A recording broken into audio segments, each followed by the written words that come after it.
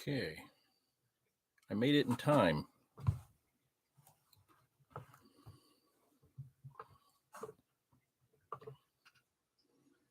Welcome, everybody, to the September live stream. As we typically do, a monthly live stream.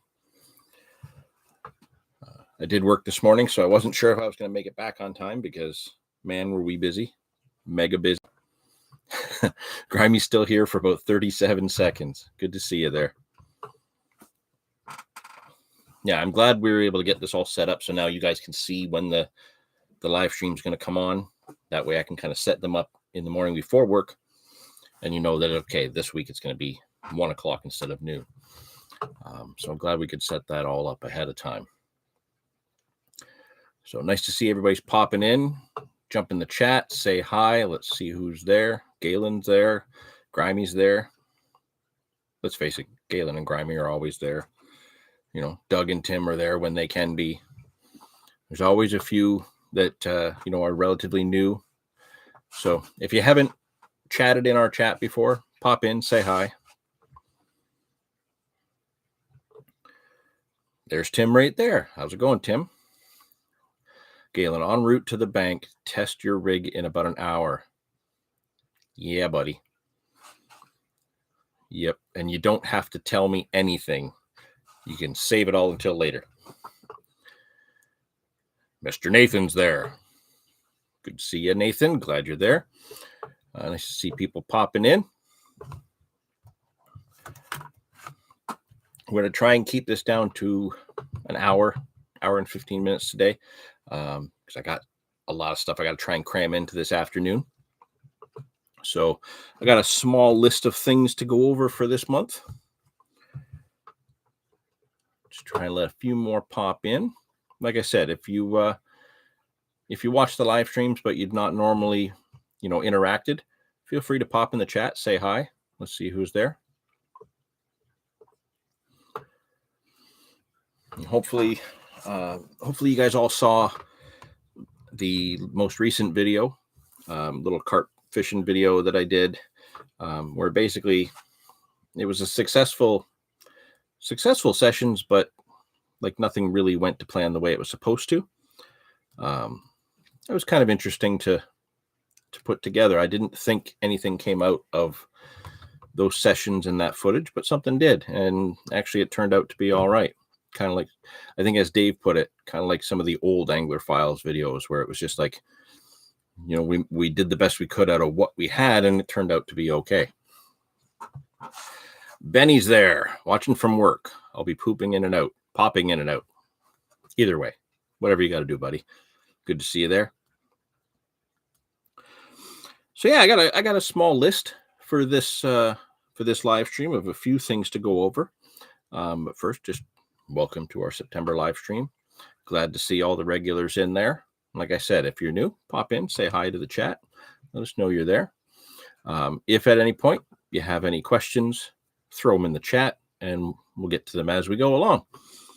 But yeah, it's, we're kind of, summer's done, really. There's not much left of summer. And we're at that point where we're finally getting some decent weather instead of that brutal heat we had this year. The last couple summers, I've really not fished much at all. And, last year and this year, it kind of made it a little bit easier doing the match fishing because rather than trying to get out 2 or 3 times a week, like I would typically, and fight with that heat and burn myself out, I would just kind of make all my arrangements to fit into one day, go do the match, get my fix. And then, I was pretty good for the next week or so. This summer was really not that different. We've had a pretty good match season and I've done every single match that was on the schedule. We have one left that comes up in October that I'm really looking forward to. And, the match season's gone quite well compared to the last 2 seasons. Being new to all this, having taken the time to slowly put together the right equipment and very, very slowly learn how to use all the right equipment. Over the course of the series, I've had some matches where I've done quite poorly, but I've actually had some matches where I've done quite well. I did have a first in one of them, had a couple of second places, fourth place, and and then it just goes down from there. So I've done okay for a newbie. So I'm really excited about the last match of the season in October, because we're going back to the Grand River for that one. So that's going to be a lot of fun. Really excited about that. Some other interesting news with the Match Club for next year. There's going to be some interesting things happening. I don't want to say too much because I don't know how it's all going to come together, but I do know that some of the match clubs in the U.S. have been in talks with the Match Club here for possible collaborations in the future, which could lead to some pretty big things. So stay tuned for that. And as I hear things get officially told that I can let them out, I will. If match fishing is something that you want to check out, you can pop onto the Facebook page, ask any questions. You can always sit in on a match next season. It doesn't take much to get started, but once you see the efficiency of the equipment, you're going to want to buy the equipment. It's not easy to get here. That may change as well, hopefully. With that, one thing, I'm going to bring up another window here so I can direct properly. One thing that I have noticed, which I'm quite excited about, for those of you who are fans of Carp Kit and buy your tackle from Simon at Carp Kit, there's a new header on the left-hand side that lists all the categories. Caught this week. So I'm quite excited. If you're on the Carp Kit page and you go down to the left-hand side where it says shop by category, 1, 2, 3, the fourth item down now is match and feeder fishing. When you click on that, there's a bunch of stuff that has been thrown in there since I looked 2 days ago. This is exciting. 334 Outdoors. Good to see you there. Man, I would have been all over some of this. Okay. Nathan noticed it too. So I have actually done a Carp Kit order. It's not here yet because I did it late in the week. I'll probably have it next week. But I wanted to mention this because there's been a lot of people asking me about the match fishing equipment. And like I said, it's not exactly easy to get here. But you don't need much to get started. And one of the interesting things that Simon's put together is he's been getting tackle from One More Cast, that company that Ali Hamidi started. And they're covering some of that. They're bridging the gap with some of that type of fishing, from specimen to match style stuff. And they've put together 2 kits that Simon did get his hands on, the OMC float kit and the OMC feeder kit. So they're little tackle boxes that one has all the things like with wagglers, so you can set yourself up for waggler fishing, or the feeder kit with a few different types of like cage feeders, window feeders, things like that. And actually, there's a couple method feeders in it as well. So these are the sort of things that you don't typically see in the specimen carp angling. They are effective techniques and they can be used in that way. But if you're wanting to try something new, try something different, look for, how do I put this?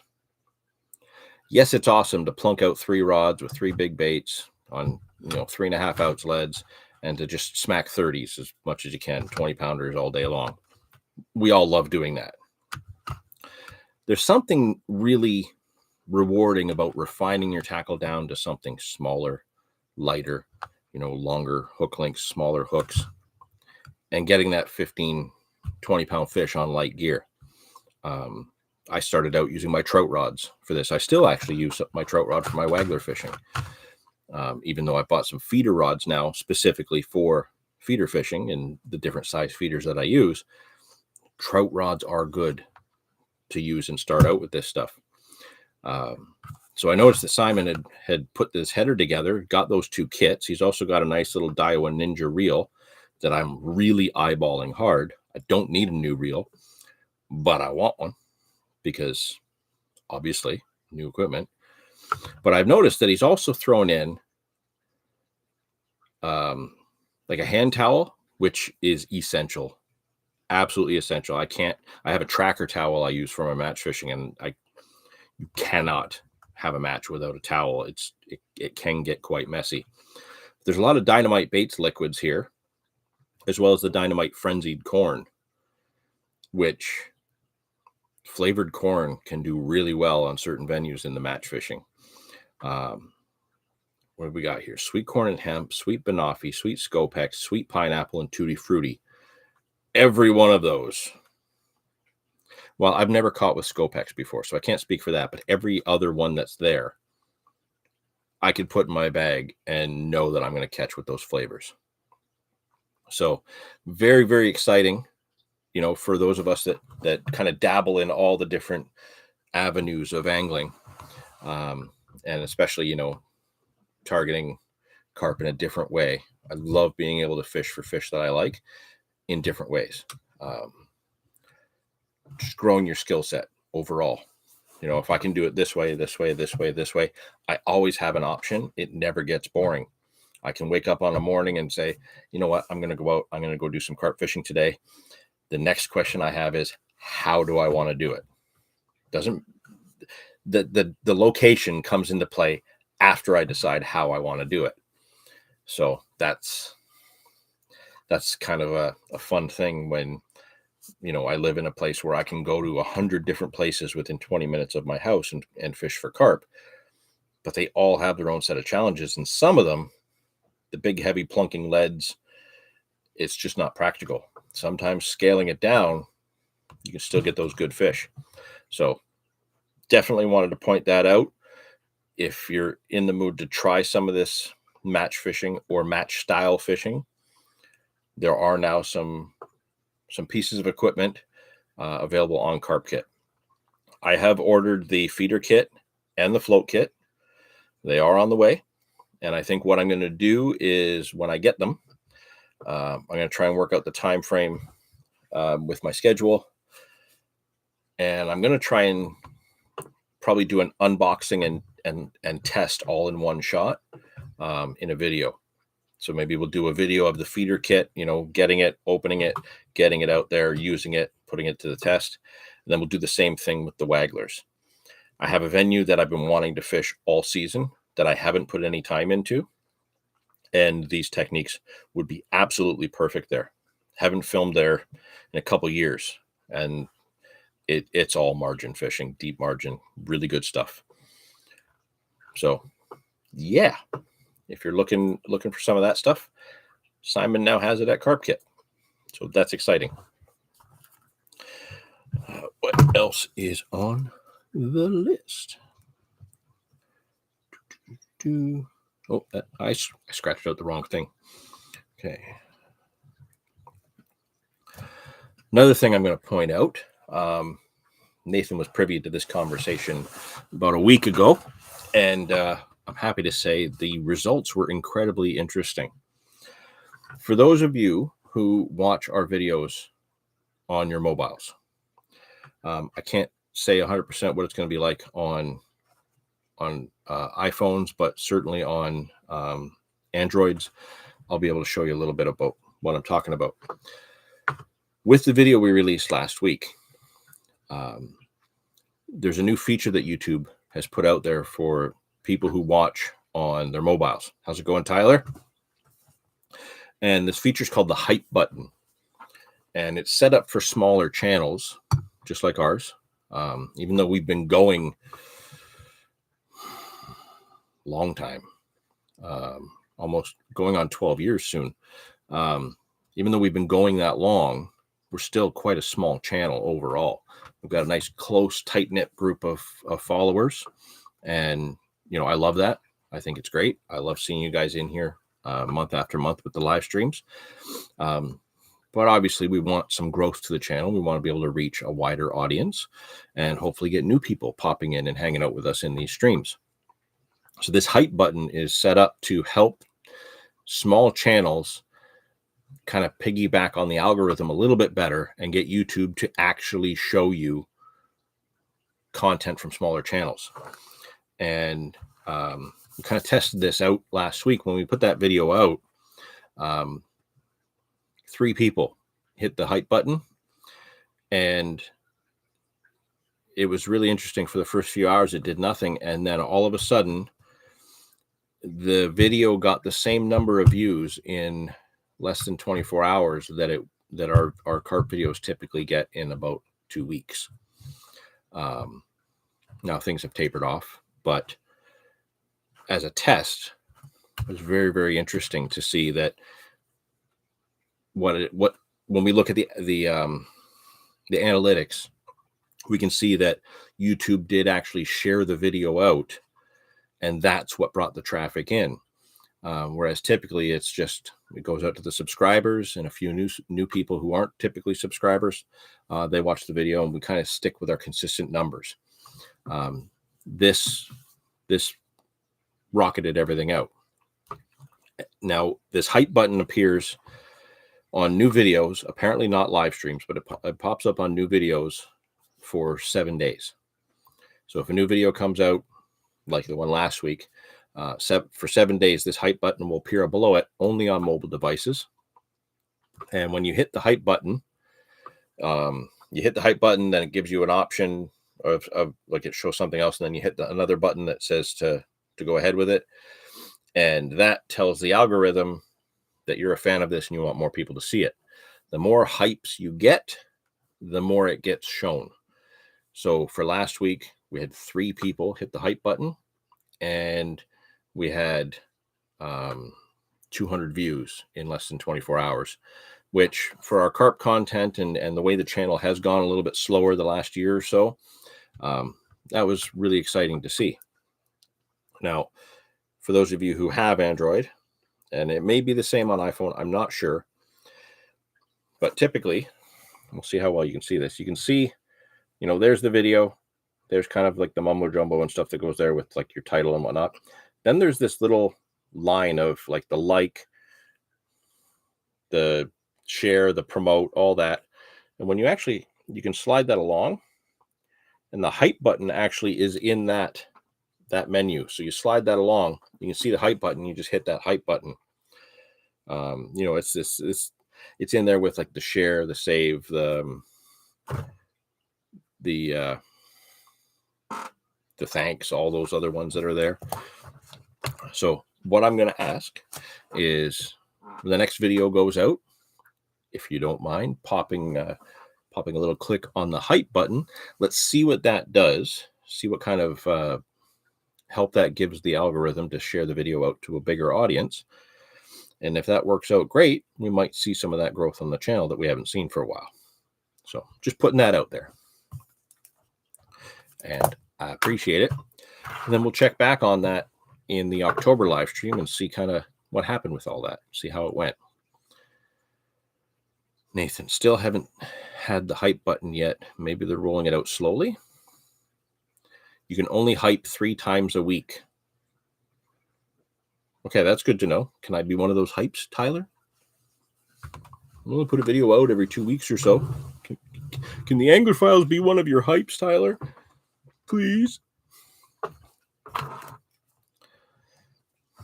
Yeah, something we want to try. So if there's a limit to your number of hypes, obviously hype what you want to hype. But if you want to try hyping us, give it a shot. Okay, how's everybody else's fishing going? Who's been out? Who's been catching? Anybody? I know, Tyler, you should be getting geared in for salmon season.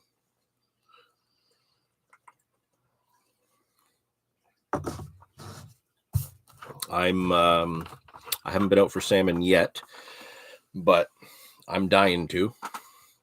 Dave, yep, you've been out crushing sunfish and a few largemouth from what I hear. I haven't had time. Excited to test the new pod. Oh, yes. Nathan got a new pod, everybody. He's retiring his Fox Ranger pod, which is very depressing because that's such a nice little pod. He got a new one. And I think he should do a video with it. I really do. I don't think those product review days are behind him. I think he should do a video with his new pod. Ben, salmon fished a few weeks ago in Georgian Bay. Other than that, the closest I've been to any fish is working on my aquarium. Oh, yeah, you were out on a boat with a bunch of friends. That's right. Yeah, that's cheating. But okay, yeah, that's fine. Yeah, I'm glad people are getting out. I'm hoping, not 100%, I'm about 98% that I'm going to try and go catch a salmon tomorrow. No salmon fishing, choosing walleye instead. What is this world coming to when Tyler's not going salmon fishing? Something's going on. Something's weird. Yeah, I'm going to try and put a couple hours in tomorrow for some salmon. I'm not sure where yet, but it all depends on how I get the gear put together tonight. If I get it put together right, the way I want to kind of follow a specific technique, I will. If not, I have the seat box in the van and the rod pod right over there. I might go do something else. We'll see. But I'm looking forward to it. I haven't actually landed a salmon in a long time. If you go way back to the beginning of the channel, the first season, there's one salmon video right in that first the first year that we did. That was the last salmon I caught. So that was over a decade ago. And thanks to Dave, I started going again last year. And I lost one. He came down in his work clothes and smoked one right away. I hooked one afterwards and lost it. So as usual, Dave made me look bad on the river, which is, it's what happens. It's how it goes. And I'm okay with it now. But I'm really looking to actually catch one. We've seen a lot of people have been putting reports out that they're getting into them. I know Justin from the Match Club has been down a few times, and he's had a few, and he had a coho the other day, which was a beautiful looking fish, still all silvery. We've seen that some people have been down catching salmon and even caught a big mouth buffalo on the spoon that they were drifting for salmon. Hooked it right in the mouth. So the thing come up and smacked the spoon, which is so funny because I was down there so many times this season trying to get a big mouth buffalo. And there they are getting one on a spoon. So interesting, very interesting. But the fish are starting to come out, and I would really like to get one and get it on camera as well. So I'm going to look to maybe try that tomorrow. And that might be it for a few weeks. And our brown trout should be starting up pretty soon. And I did really well on brown trout last fall and into the winter. And I want to try and double those numbers. I had a lot of really good short, 4 or 5 hour sessions at the max. Most of them were like 3.5 hours. And I was typically getting, three browns per trip pretty much. I would lose one here or there. So I would get like 4 bites and land 3. And then as the season progressed into the winter, I was still hitting browns, but then there would be a rainbow thrown in the mix, which got really exciting. And I'm really looking forward to enjoying some trout fishing again this season. I really, really missed it. And I got like really, head set, had to get into the trout fishing again last year and jumped right in. It was really, really exciting. Erie walleye a few times this summer, on my way to Port Maitland now in the Yak. Nice. Salmon fished a few weeks ago in Georgia Bay. Yeah, we already read that one. How did I miss that one in the middle? Haven't been fishing in 4 months. Man. You'd have to lock me in a room and just force me to go through withdrawals. I don't think I could do 4 months. I'm having enough trouble as it is when I got to go 4 weeks. And trust me, it's not easy being somebody who's always fished 2 to 3 times a week, now going down to just like once every 2 weeks. I'm having a tough time with that. Hopefully next year that'll change. Next year I can plan things a little bit easier around the match schedule. But yeah, I'm definitely looking forward to some brown trout fishing soon. I really did want to get into the walleye at some point this fall, so I'm going to be looking to possibly trying to get some walleye as well. I did try for walleye in the summer in the lower river. I ended up hooking something absolutely huge, and it just kept going deeper and deeper and deeper and gone. Move away from the good fishing and live in a drought. Yeah. I actually moved away from the good fishing once, moved to an area where the fishing should have been completely different, but still good. And it turns out that you lose like 3 months out of your season waiting for ice up and ice out. And the fishing's not as great as you would think because everybody up there kept all their fish. So the lakes didn't replenish their species fast enough. So it ended up being very difficult. That's why I'm back in Niagara. If you're an angler living in Niagara, whether it be the American side or Canadian side, but I think it's a little better on our side, there are so many fishing opportunities for so many different species of fish. There's nowhere else like it. There really isn't. There's so many different types of water, so many different types of fish. You can't ever master all of the techniques, all of the species. You just can't. You have to be a good overall, like all-arounder, or just pick 1 or 2 species that you're a master at and just put your dedication to that. It has the opportunity for that in this area, and I don't think I'll ever leave this area again. Each time I moved away, I always ended up coming back very quickly. You just can't compare the fishing from here to anywhere else. And I love venturing out and going on trips in different places. And, you know, like when we look at Long Sault up on the St. Lawrence, that's my happy place. I love being there and I love fishing for carp there. I love being able to camp there for a few days. It really is my happy place. But even then, I'd still have to come back down here. I couldn't stay up there. I'd have to come back down here. There's just too many options.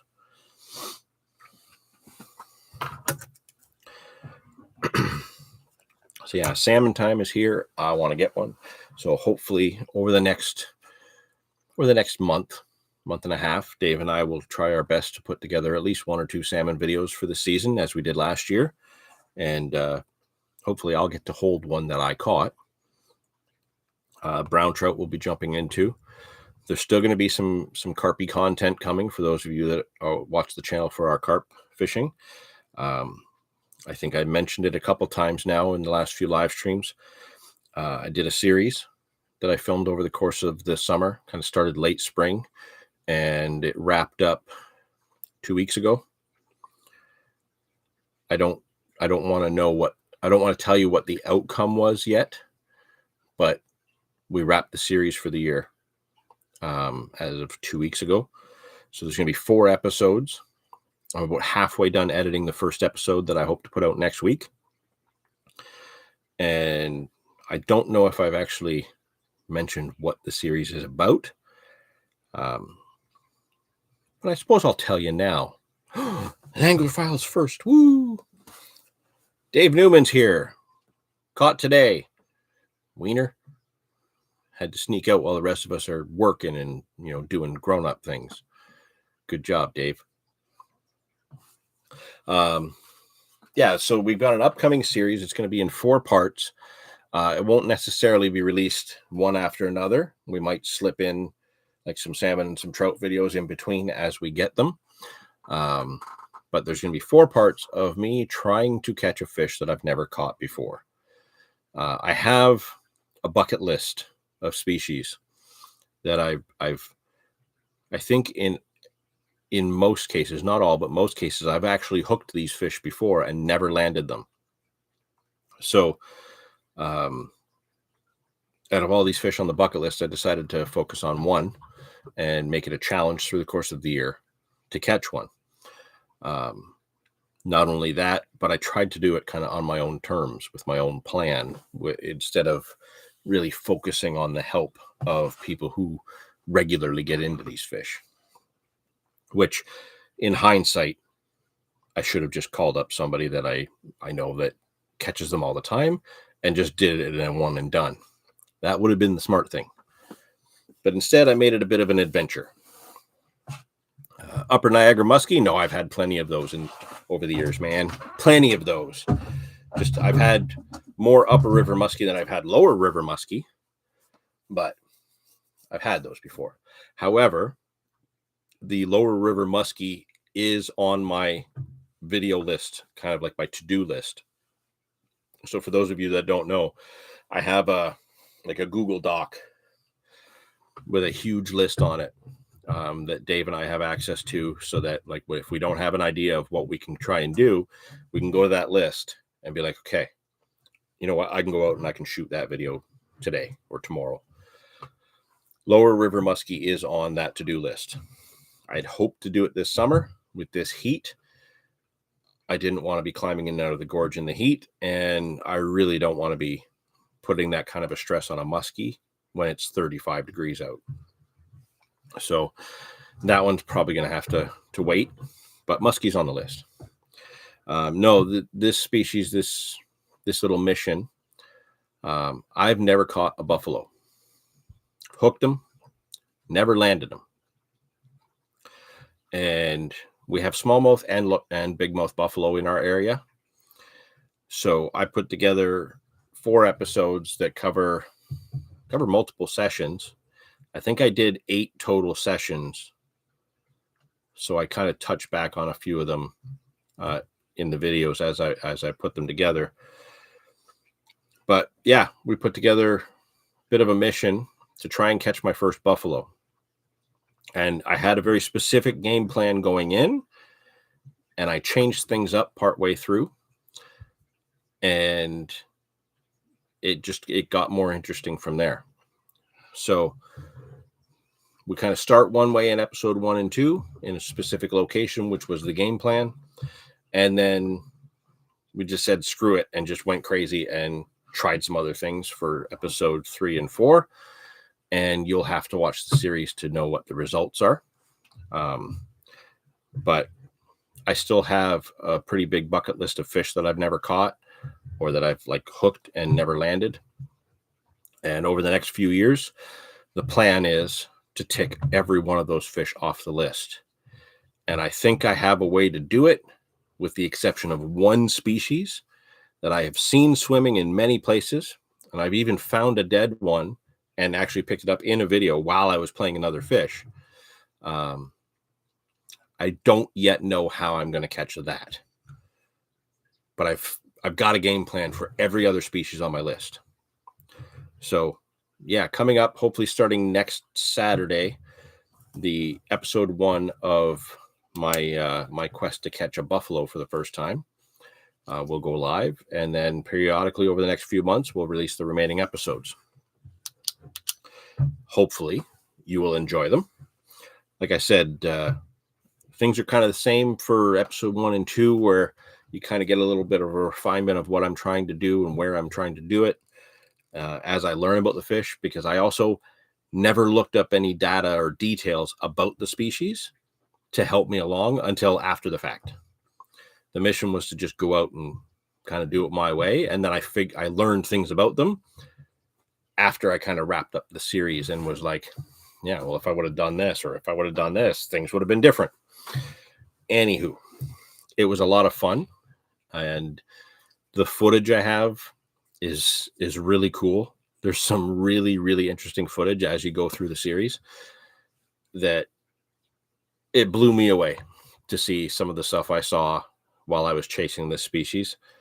And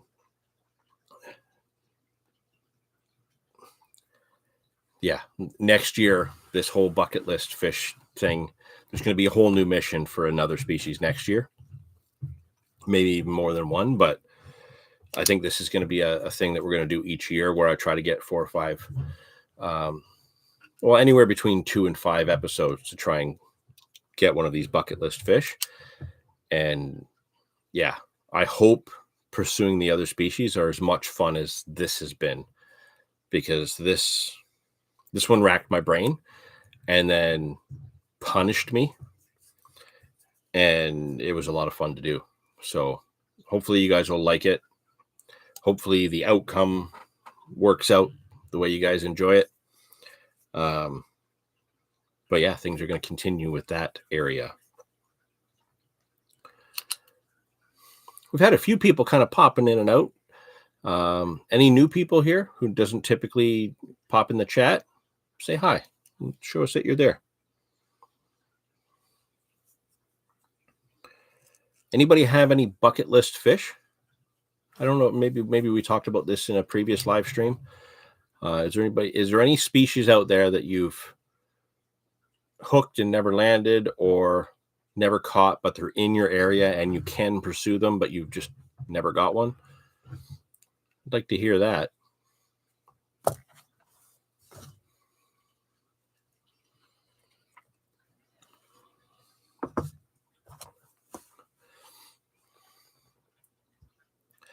Walleye, bucket list, mirror. Oh, poor Nathan. Nathan, I am so sad for you. I know your mirror story. I am so sad for you, buddy. 334 outdoors, no walleye, eh? They don't have walleye down your way? I don't really know what the range of that species is for the States.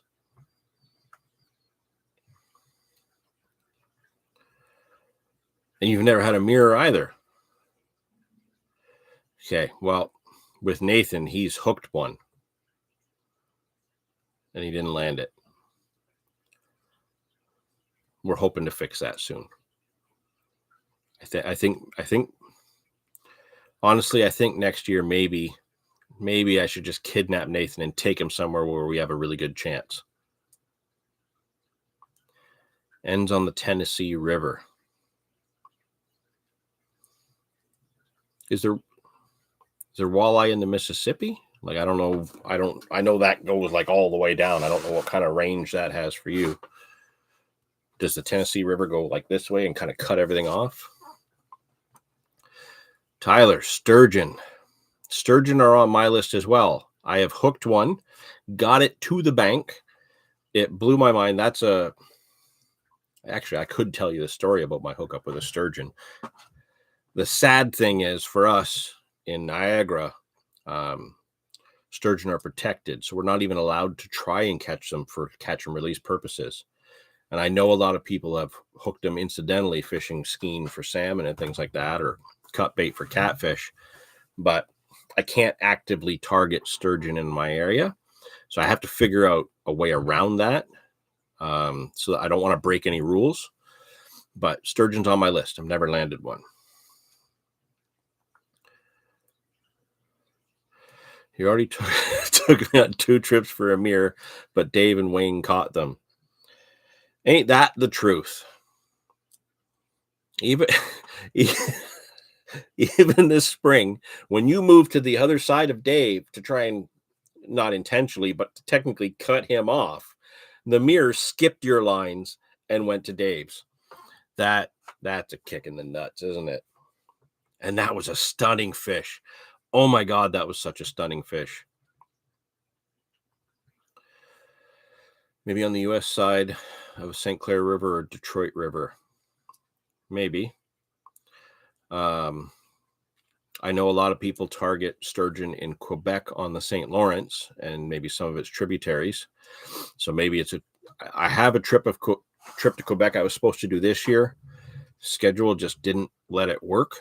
So I'm going to try and make it work next year. I got to meet up with LP, our friend over in Quebec. He's going to put me on to one of the bucket list fish. Hopefully it's in the plan. And he guaranteed me a 30-pound carp from Quebec as well. So when I can get there,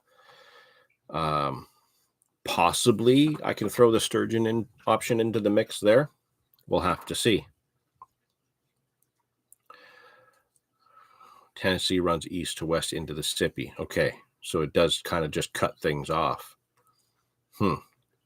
That's a shame. Maybe one day you'll just have to make a mission north somewhere for a fishing trip and just get onto a few.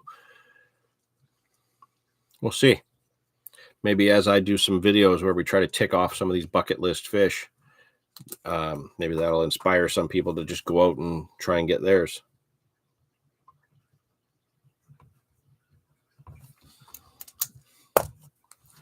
But yeah, chased one this year. Series is going to be coming up soon. Going to do another one next year. And I'm just going to keep going that. I want to get these fish off the list. Oh, Dave's got to go. Got to scrub up and go to the happiest place on earth later. For those of you that don't know, that's even with that spelling, that horrendous spelling, that's Dave language for he has to go to work. Let's all, can we do a sad face? How do you do a sad face in here? Oh my God. There we go. There. Let's all throw a sad face in there for Dave because he's got to go to work. I feel bad. That's depressing.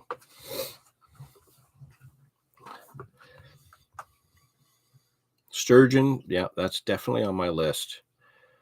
Real quick, I might as well tell you my sturgeon story because it was a long time. Oh my God, that was over 30 years ago. For any of you who know the Niagara River, the lower Niagara River, we have this tourist attraction called the Whirlpool jet boats.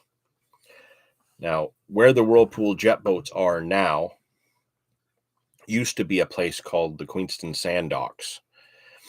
And it was just big piles of sand along the river where boats would come in and drop aggregate for whatever business it was. There was an old unkept boat ramp down there. And the one side where people would launch their boats, there was this whole open bank that was just sand and mud off to the left with this kind of like steel wall holding the bank back. So now that the jet boats are there, we can't go there anymore because, hey, they got money and they could put a business there, so they're going to do it. Screw all of the rest of us that have fished there for so long. But anywho, my griping aside, typically that was like a shore fishing magnet for anglers. People would come down from Toronto and all over the place. There was always anglers of different ethnicities there trying different, like going for different species than you. So you would always learn a few other new techniques because these people are fishing the way they fished in their home countries for other species. And you're like, okay, wow, I've never done that before, or that's interesting. Wonder how I could apply that tactic to something else. So it was kind of a weird kind of melting pot of angling styles from the shore there at that time. Oh man, when this would have been going back to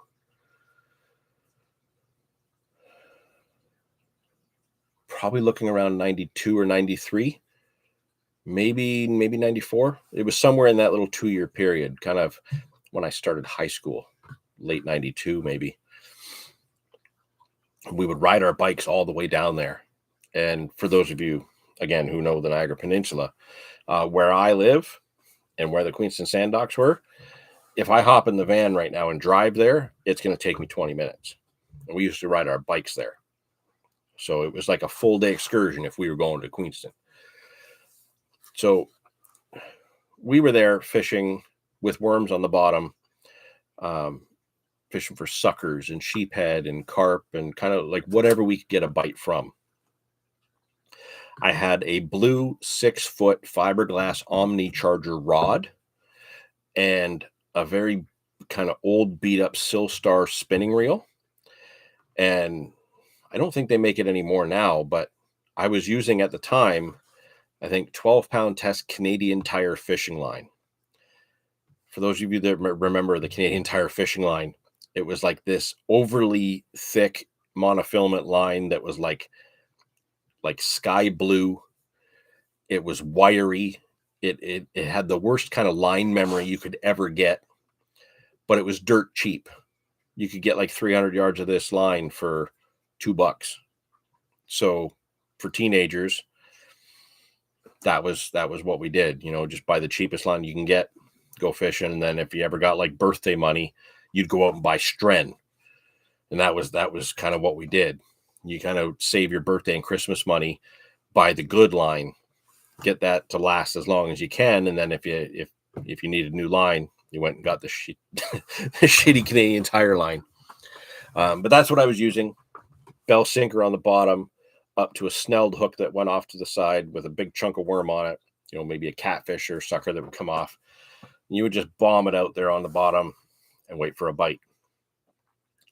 And I was fishing with a few friends that we had all ridden our bikes out.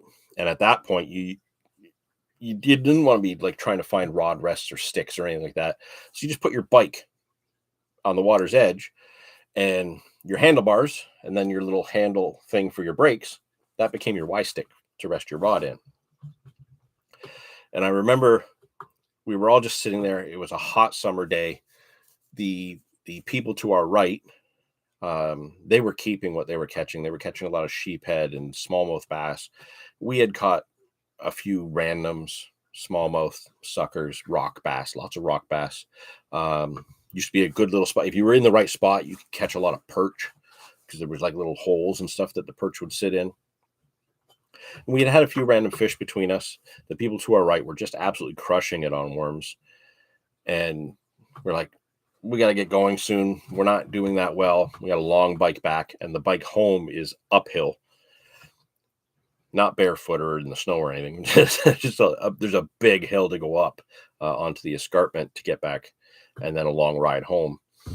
And I remember seeing my rod tip, instead of just like the quick bites that we would get, it was like a slow pull, and then the rod just kind of kept getting lower and lower.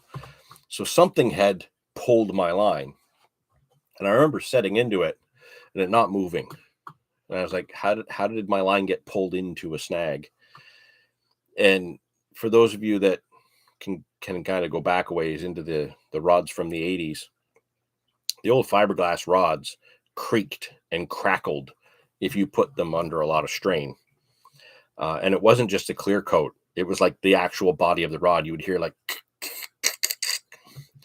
and I remember pulling on it and reefing on it thinking, well, the line should break. If I'm in a rock or a stump or something like that, the line should just break. And this cheap Canadian Tire line didn't break. Because it was so thick, quite often, the harder you'd pull on that old line, it would actually stretch itself out thinner, and it would get longer before it would break. So I remember just pulling and pulling, and it's not working. I tightened it up, and I pulled it straight, and it started coming towards me. It was very slow, but I was pulling it in. And I would crank down, and I would just try to pull and pull and pull, gain a little bit of line. And I thought to myself, I'm pulling in a log. I've hooked a log, just a big piece of wood, which anybody who fishes the upper or lower Niagara River, every winter, there's trees that come down through Lake Erie into the river and get lodged in the bottom. We have tons of logs in this river. So it's not that out of the ordinary for that to happen. And I remember pulling this in, and then I got a little bit of progress on it and felt it pull back all of a sudden. And it actually kind of pulled forward a bit and then let off, and I was able to pull it some more.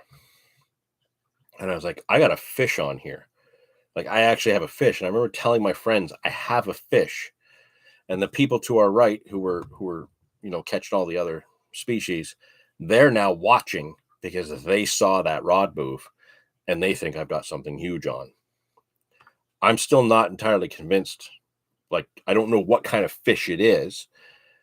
Maybe it's a fish wrapped up in weed, or I'm wrapped around, I've got a small fish and I'm wrapped around a branch or something, but I have a fish on there. I can feel movement at this point. I remember just making my slow progress. And it got to the point, for those of you that have been down there at that time frame, that steel wall went down and it was deep. Like you probably had 10 or 12 feet of depth right there at the bank. And then it went out more from there. So this fish was probably inside of 30 yards out now. And it started to pull more. So now you can actually see the old rod bending with the big glass guides. And like, dude, those Omni rods are bulky as hell. You can hear it crackling. You see the pulling. So now everybody knows I have a fish on. And we're getting regular movement. And it's not going left. It's not going right. It pulls a little bit drag out. I pull it back. Pulls a little bit of drag out. I pull it back. It's kind of just staying right in front of me and just shaking like this, right? And that didn't really make sense to me, why it would just stay in front unless it was still wrapped up. And then finally, all hell broke loose. And it was just thrashing, and it's all over the place in front of me. And I'm still able to gain a little bit of line here and there. And we get it just up under the surface, and everybody sees this white, long thing. No word of a lie, this had to be 4 feet long. The biggest fish I have ever seen. Even to date, I don't think I've ever seen a fish in person that I've hooked that's been this long. I've seen some big sturgeon in the lower river, like in the whirlpool. Like I'm talking like 6 footers jumping out of the water right beside me.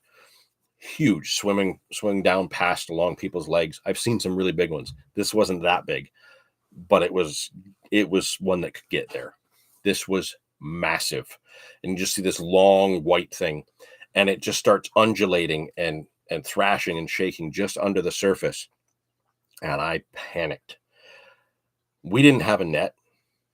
We never ever would have thought to try to even be able to hook something like this. And at that point, I didn't know sturgeon were in the river. We got to look at it. It was probably 2 feet under the surface, just thrashing around. And one of the guys from beside us came over. He had a big net. It wasn't big enough. He saw the fish and just put the net down. He's like, he obviously didn't speak English. He was just like, nothing he could do at that point. So the guys to the right actually reeled in their lines, and they kept doing this because just to their right was like a little taper down where the sand was pulled away from the steel wall.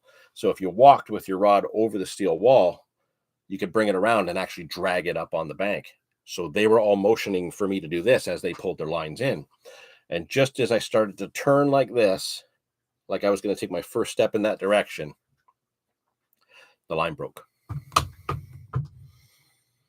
And that was the end of that potential capture. To this date, I have no confirmation of ever hooking a sturgeon again. And that was the closest I ever got. It was huge. But ever since then, I've wanted to get one. I just can't fish for them here. Not legally, anyway. So that is a fish that's on my list. It's one I'm very excited to pursue at some point. Quebec might be the ticket. I'm going to get a bucket list fish while I'm there. I guess it's technically an invasive species there, but there are fishing opportunities for them there. So I'm going to go for that. I'm going to go get me a big carp with LP, and I think we're going to have a riot doing it. But if there's the chance that I could potentially get a sturgeon while I'm in Quebec, that makes that trip, even more exciting. So that's one I got to watch for. Hey, Nathan, do you want to go to Quebec in the spring? Dave doesn't want to go. Do you want to go? We'll go do it in the spring and fish with LP, and we'll knock 2 things off our bucket list and then get some big carp. Let me know. Shoot me a text. Let me know. But yeah, that is the story of the sturgeon I never landed. I haven't had to tell that story in a long time. I don't really get to talk about that species very often because that is the extent of my experience with it. And it's another one of those ones that, because I don't have the chance to pursue them, I've never really read up on them that much. I don't know a whole lot about them. I know some now. I know about some of their history in the Niagara River, which is fascinating. But yeah, unfortunately, never landed one. It was a bummer. Anybody here actually had a sturgeon? Anything exciting to tell us about that experience? Because mine wasn't so exciting. Mine was kind of depressing.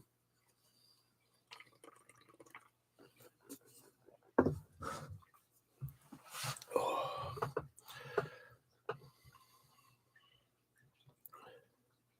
Doug never showed up today. I got to send Doug a bunch of pictures of a bivvy. I haven't been able to find all the parts. I got most of it pulled out. I gotta get the rest of that taken care of soon. Okay, we're just coming up on 2 o'clock. If there's any questions or anything anybody wants to add in the chat, throw them in there. Otherwise, I'm going to be wrapping this up at 2. Like I said, I've got a bunch of stuff I have to do this afternoon. And I've got a teenage boy who's still got his butt in bed and needs to get out. Got to get him out of the house. High school now wears him out. There's Craig popping in right at the last minute. Good job. You just missed a great story, man. Unless you were there for it. Oh, by the way, Craig, I have made one attempt at using the elasticated feeders. It didn't go to plan. I tried using them in a match, and it turns out that I didn't have the ideal location that I was in to be using them.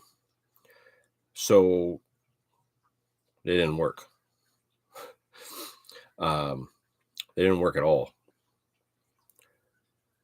So I'll figure that out later. The elasticated feeder thing is one of those things I got to get out and try for a couple hours. But yeah, for that match, it didn't work. It was all pole fishing, and there was a ton of stumps in front of me, and I ended up losing most of my fish to those underwater snags that I couldn't see.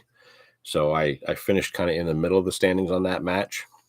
I definitely would have been in the top 3 had I landed them, but yeah, tried the feeder to get around those snags by fishing further out, and it just didn't work.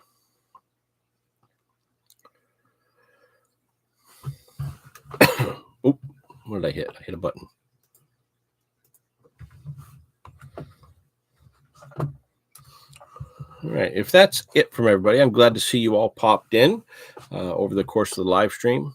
Always great. Have all you regulars in there. Like I said, it makes it a lot of fun when I kind of see the same names over and over again. You guys also interact with each other in the chat, so that's always kind of fun to see. We're going to wrap up the September live at this point. Like I said, we got a 4-episode series of me trying to catch my first buffalo. The first episode should kick off next week.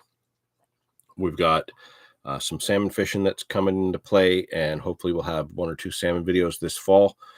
Brown trout, they're going to be moving in. We've already got reports of some being caught. That's going to start coming into play in the mix.